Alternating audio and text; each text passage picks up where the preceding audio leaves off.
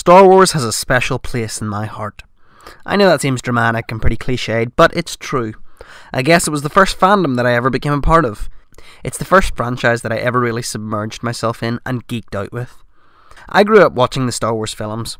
All of them. My parents owned the original trilogy on video, and then I became old enough to enjoy the prequel films in the cinema. Not the Phantom Menace though. It was a video ordeal. Which is probably for the best. I wouldn't want to be sitting next to the extremely upset geeks. It's weird to think there was once a time when I didn't hate Jar Jar Binks. Growing up with the Star Wars craze in full swing meant I just ate it all up. Now that there is a new trilogy in the works, all sorts of nostalgic feelings have been awakened within me. That's right, there has been an awakening. I really wish I had all my old toys. I don't know what happened to them, although I do remember some of them breaking. I remember I found a CD of all the original Star Wars music in a charity shop one day and just listening to the Mos Eisley Cantina song on repeat for the next week.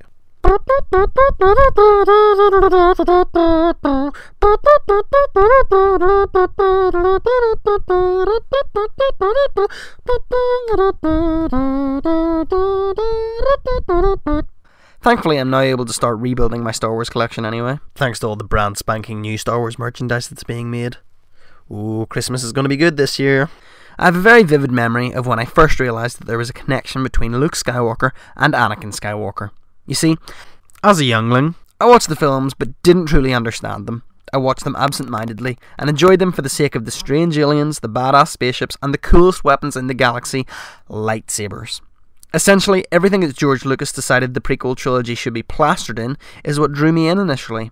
So, when I had finished one of my numerous viewings of one of the films, my mind was buzzing. I had finally begun to pay attention. I was old enough to understand. I was sat upon the toilet, deep in thought concerning the Star Wars film that I had just watched, and I looked down at my Anakin Skywalker pyjamas. Then, like a stormtrooper flying into a tree on Endor, it hit me. Luke Skywalker is the son of Anakin Skywalker. I believe that I had been watching episode 2, as this was before episode 3, and I believe that film is very clear about Anakin's offspring. I would estimate that I was around 9 or 10 at the time. This enlightenment added more passion to my Star Wars adoration. I now realised the connection between the two trilogies. This realisation led to numerous other connections being made in my head. In case you hadn't noticed, the two trilogies have very different atmospheres, hence the outrage and hate that is fired at the prequel trilogy. So, if you take this into consideration, then it's not hard to see how I had previously not connected the films together. My mind had just been full of Star Wars themed sweets and toys, much like the minds of kids these days all over again. As I have grown older, my opinions on the films have matured, or at least progressed. At one point, my favourite of all the Star Wars films was Episode 2, Attack of the Clones. I was an idiot. And I now believe that to be the worst one. I am now wise enough to realise that Episodes 1, 2, and perhaps less so, but still 3 are complete letdowns, and that the prequel trilogy is nowhere near as precious as the originals.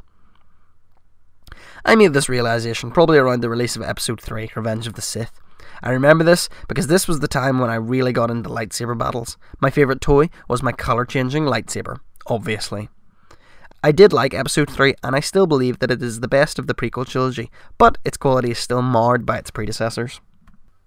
But as I was saying, I began to realise how disappointing these prequel films were when I found myself rewriting sections of them in my head. I have always been a geek, and this next anecdote is about to prove that. I recall, on one of my many viewings of The Phantom Menace, I was watching the extremely unsatisfying final battle between Qui-Gon Jinn, Obi-Wan Kenobi, and Darth Maul. I knew what was going to happen. Duel of the Fates would kick in, and then one of the coolest villains ever, Darth Maul, would be defeated, rather easily, by Obi-Wan. I'm not going to go into detail on the further spoilers of that fight, but basically, it's no good. Darth Maul is an awesome character with a unique and epic double lightsaber. That thing was awesome. I always wanted one, but I had to make do with a stick and my imagination. I didn't even have a nifty lightsaber app. I didn't even have a phone that could have nifty lightsaber apps on it. I didn't even have a phone. Wow, the past is so weird. So this time, I decided that I was going to stop watching, and instead, I was going to do something about it.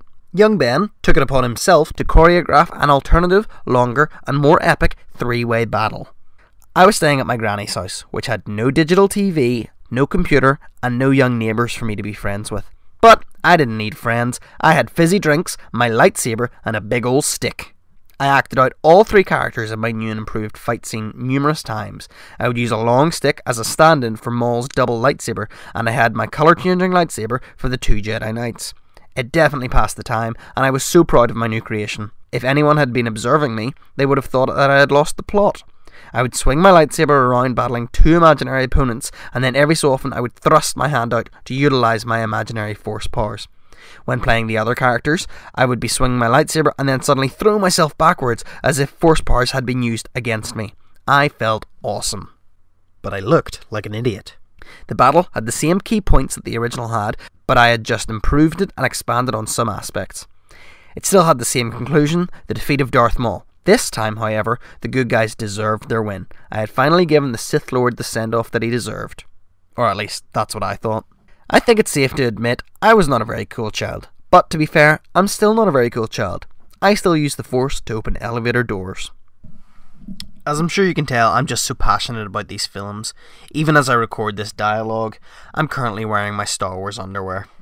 I had a pretty vivid imagination as a kid, and I'd like to think that the Star Wars films were kind of like a toy box for my mind to roam free in. I would take characters and just make up fun stories for them to live out, or interesting backstories for characters that never had one in the films. And I don't mean that in a bad way. For example, Boba Fett is one of the coolest characters in the world, and yet we know basically nothing about him. I loved these films, and I loved these stories.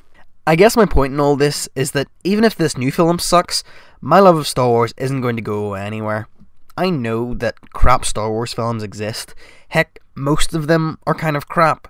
And the only reason I'm saying most of them is because there was a prequel trilogy, and there was also an animated film that was released in the cinemas, and it also sucked.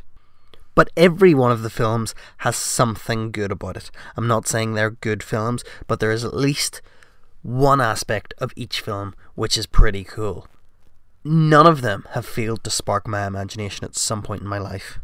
And for those reasons, my Star Wars Blu-ray box set is one of my most prized possessions. So really, yeah, less than half of the Star Wars films are good. And if this new one doesn't even the odds, then, well, nothing. Because I'll still have that original trilogy, and I'll still love it. And I'll still have the hundreds of planned new Star Wars films that they're going to be making, like that Rogue One movie, or maybe that young Han Solo movie. But let's stay positive, the new film's going to be awesome. I'm so excited to see it. I've got my tickets for the midnight IMAX premiere. Woo! So yeah. Hey, may the Force be with you. Always. Ding ding ding ding ding ding ding ding. Ding ding ding ding ding ding ding ding ding ding ding